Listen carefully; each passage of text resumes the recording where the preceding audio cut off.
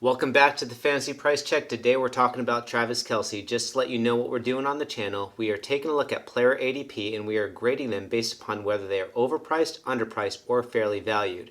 Today we're looking at Travis Kelce. Travis Kelce is currently being drafted at the back of the second round. We obviously know he's the tight end one off the board. In most mock drafts, he's currently going between the 19th and 21st pick. I currently have Travis Kelce ranked as my 16th overall player. In 2019, he had 136 targets for 97 receptions, 1,229 receiving yards, and 5 receiving touchdowns, plus another rushing touchdown. That ranked first in receptions, first in targets, and first in receiving yards. However, fantasy owners were fairly disappointed with Travis Kelce, particularly at the beginning of the season because he didn't have a high touchdown output. In the first 7 weeks of the season, he just had 1 touchdown, which left fantasy owners disappointed. However, he finally got things going towards the last half of the year and finished with 5 touchdowns in his final 9 games. His touchdown output was way down compared to the prior 2 years. In 2018, he had 10 touchdowns, and in 2017, he had 8 touchdowns. This marks the 4th straight year that Travis Kelce has had over 1,000 yards, the 5th straight year that he's had over 100 targets, and the 4th straight year that he's had over 80 receptions.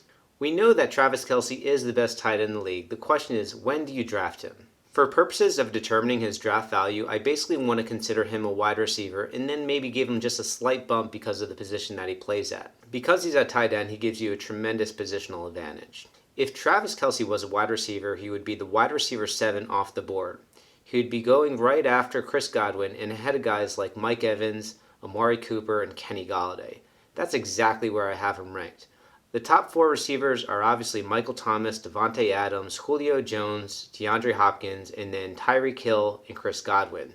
And then there's a huge tier break for me. I like the top 6 receivers, but after that, I'm not really sold on Mike Evans or Amari Cooper, and I don't really want Kenny Golladay as much as I like him as my wide receiver 1. So if the top 6 wide receivers are off the board, I'm going to be looking at Travis Kelce at the end of round 2.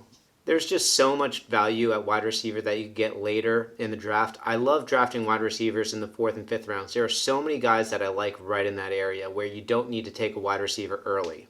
However, I do want to stockpile running backs early, so what I wanted to do is take a look to see if you should be drafting Travis Kelce and potentially be passing on other running back options around where he's being drafted. The good thing about Travis Kelce this year is that if you're drafting him, you're drafting him at the end of the 2nd round. Therefore, you'll have an early 3rd round pick. So you could potentially start off with a top 4 running back like Christian McCaffrey, Zeke, or Saquon Barkley, and then you'll be able to pick up Travis Kelce as your tight end at the back of the 2nd round. And then in early round 3, you'll be able to grab another stud running back, hopefully like a guy like Chris Carson or Miles Sanders. The one thing I'm concerned about Travis Kelce is what are going to happen to his touchdown numbers. Will he be a guy that gets close to double-digit touchdowns, or is he going to see low touchdown production in Kansas City because there's just so many mouths to feed there? I think you see something in the middle. I think that you see Travis Kelce end the season with about 7 to 8 touchdowns, coupled with over 130 targets, over 90 receptions, and at least 1,100 receiving yards. Before I did this analysis, I thought I was going to grade Travis Kelce as overpriced due to the fact that he always had a premium attached to his name. You usually had to draft him at the end of the 1st round or the beginning of the 2nd round. However, at the end of the 2nd round, I think that is perfect value because if I were to consider him as a wide receiver, I would rank him as a wide receiver 7. And since he's going at the back of the 2nd round instead of at the beginning of the 2nd round, you don't have to wait a whole lot of spots before you're up on the clock again in early round 3. Therefore, you'll be able to grab your running back too. And I was shocked to find that he finished top 4 in receiving yards. I did not expect Travis Kelce to put up those types of receiving numbers. And in the year before that, he was top 8. Over 1,200 receiving yards from a tight end is just absolutely crazy. Travis Kelce is underpriced. Target him in the back half of the 2nd round.